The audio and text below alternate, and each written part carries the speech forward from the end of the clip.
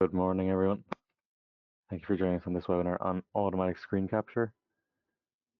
The presentation itself is just under 15 minutes. So if you have any questions at any point, feel free to put them in. We can get to them at the end. So we'll just get going with that now. Hello and welcome to today's webinar. Today we will look at automatic screen capture for machine documentation in your Horner controller. We will start by explaining what the screen capture and file name counter features are, before moving on to how we use these features to capture your runtime screens as image files. Then we will discuss how to capture all your screens at once using a user-defined function block or UDFB. After that, we will have demonstrations for everything discussed, and we will finish with a Q&A session. Let's begin. What is the screen capture feature? This is a feature that's available in all Horner controllers with either a built-in screen or support for remote screens. The screen capture feature works like the print screen button on a computer. It saves the exact pixel pattern of the Horner screen at a specific time to a graphics file in storage. What can screen capture be used for? While not a commonly used feature, it can be useful for a wide variety of applications. For example, taking a snapshot of an important screen at the exact moment an alarm occurs. When using the Notepad feature, it can record the on-screen signature of an operator or inspector. It can document the machine operator interface screens, including actual machine data for documentation purposes, and so on. How do we configure screen capture in Cscape? This will be a brief overview of a process we will show in greater detail during the demonstrations portion of this webinar. First, we will need to assign a Boolean variable to be our trigger for the screen capture. Then, we select our image format for our screen captures. This is up to personal preference and internal storage space. .bmp or bitmap will give you the highest quality image. .jpeg or JPEG will save the most space at the cost of quality.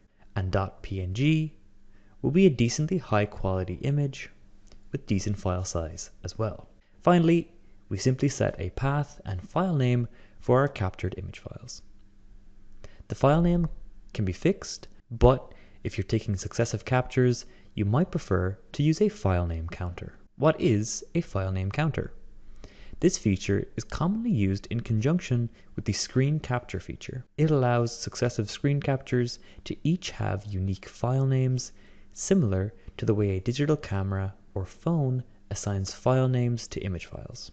It accomplishes this by inserting a variable field in the screen capture image file name, which, if desired, can also be auto-incremented. How do we configure file name counters in Cscape? In Cscape, you have 4 file name counters available to you. First, we assign a variable that contains the current count. This variable has to be a 32-bit or double integer. You can then set a maximum count before stopping or wrapping around. Then we can decide whether we want the counter to auto-increment and if we want the counter to wrap back to 0 once the max has been reached. In this image, we can see that each file name counter has a $number next to it. This is the designation or code for each counter, and this is what we will reference when creating our screen capture image file names. We simply place this reference or code into the file name field. Now we are going to begin looking at the workflow for setting up screen capture. We'll start by looking at screen capture for machine documentation. The screen captures will include actual runtime machine data, not just the screen design. We'll show you how to capture screens manually or all at once using a free user-defined function block. We are starting with the workflow for capturing screens manually, but we will show you how to automate this process afterwards. First, we are going to set up the screen capture feature as described earlier. Then, we will set up a file name counter. This is optional, but recommended if you're going to be capturing more than a few images. Then we change the screen we want to capture, and we toggle the screen capture control variable. This is the Boolean we assigned during the screen capture setup. Finally, we retrieve the image files from our micro SD card. Now we are going to demonstrate this workflow in Cscape. Here we are in Cscape. To begin, we need to ensure that we have a screen to capture. It does not matter what is displayed on the screen, as long as we have something displayed, we can access the screen capture and file counters config. First, under the User Interface tab at the top, navigate to the screen capture in the config section of this ribbon. Under control variable, we have to assign a Boolean bit of your choosing. Then, for file name, we can enter any suitable name for our screen capture files. In our example, we are utilizing file counter codes. Let's demonstrate how to set this up. Close this window and navigate to file counters in the config section just under screen capture. As we can see at the top of this menu, file counter 1 has a code of $1, and in this counter, we have assigned the variable screen_counter to it. We have set a maximum value of 9999 or 4 digits, and we've enabled auto increment, so it will automatically count up for us, but not wrap counter. So it will not loop back to the start once we hit the maximum. With this covered, let's now return to the screen capture. Once again, close this menu and navigate to screen capture at the top. Let's now take a closer look at the file name.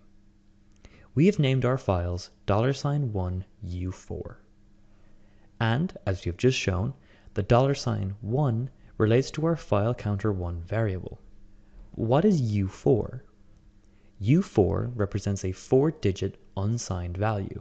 This is the syntax we need to employ in order to take advantage of our file counter.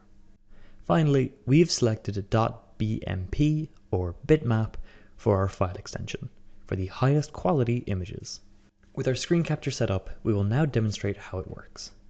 From within Cscape, navigate to the Variable Inspector menu at the top.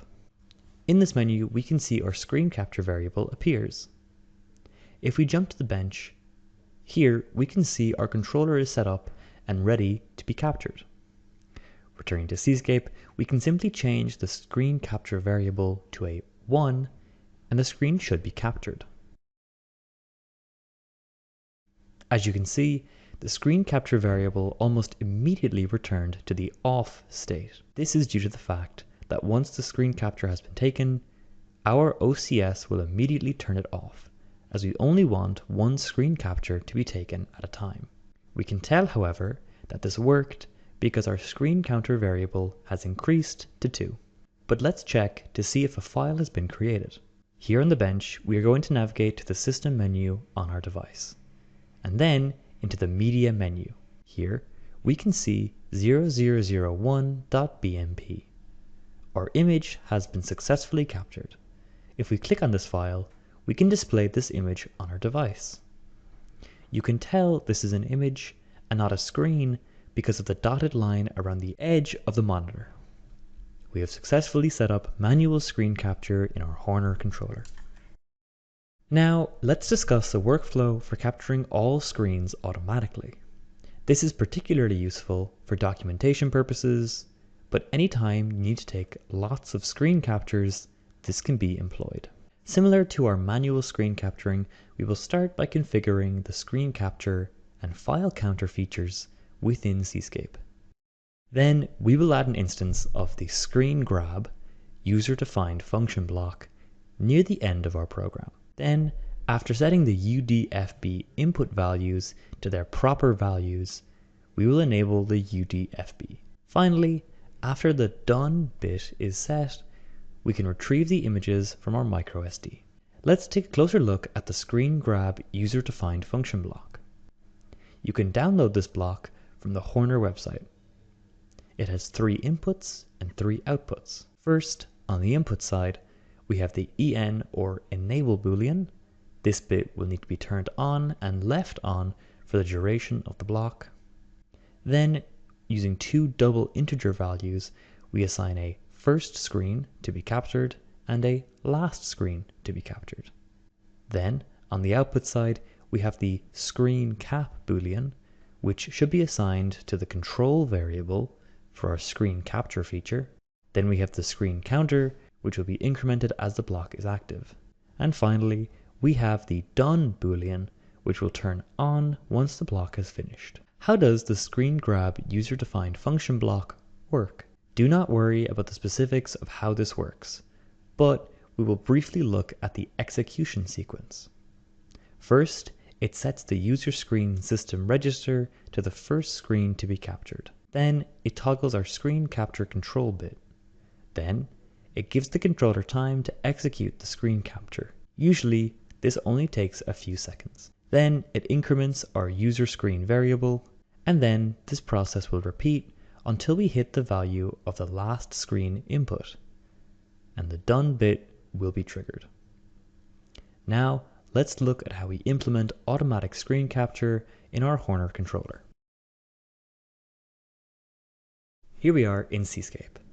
First, for our demonstration, we have set up our user-defined function block, and we have placed it at the end of this main loop modules group. Your user-defined function block should be as close to the end as possible. This screen grab user-defined function block was downloaded from Horner's website. We can install downloaded logic modules like this one by right-clicking on logic modules on the left and clicking import module. This will import our UDFB modules like this, and they will also appear in your toolbox. Then we simply drag it onto our logic area and it will be set up. With this setup, we will next look at our variables for different inputs and outputs of our UDFB. Switch to your screen view and navigate to Screen Capture Configuration. In this menu, we have basically the same setup as we showed for manual capturing. We are still using Screen Capture as our control variable, but if we look at the file name, we have slightly changed it. We have specified a path, so our images will now be stored in the Screens folder. This will prevent our root directory from getting messy with all our images, and each image will be named SCRN or screen, followed by our file counter variable.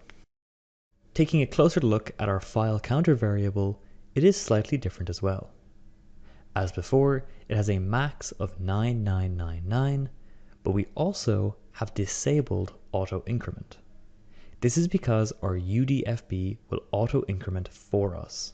Now, if we return to our logic area and click on our UDFB, we can set our variables. For this demonstration, we have already assigned all our variables. As you can see, we have linked the screen capture and file counter variables you saw earlier to their respective outputs. Our UDFB block has been successfully set up. Next, we are going to demonstrate automatic screen capturing in action. Navigate to the variable inspector window at the top. In here, we have added all our UDFB variables. We will start by assigning what screens we want to be captured. We will set the first screen to 1 and our last screen to 15. So all our screens from 1 to 15 will now be captured. Now, if we set enable to 1, we can watch as our screen counter increases as captures are taken. Each screen will take a few seconds to capture. For our demonstration, this means we will only be waiting a few seconds. But for larger applications with more screens, this process could take several minutes. Once every screen has been captured, we will see our done variable change to on. So we can change engage back to off to stop the process. And now we are going to extract our SD card and view our captures on our computer. Here we have the memory card, and as we can see, a folder called Screens has been created. If we look inside this folder, we can see all the captures named sequentially as we intended. If we open one of these images, the capture is perfect. We have successfully set up automatic screen capture on our Horner device. That concludes our webinar for today. Thank you so much for listening, and the Q&A session will begin shortly.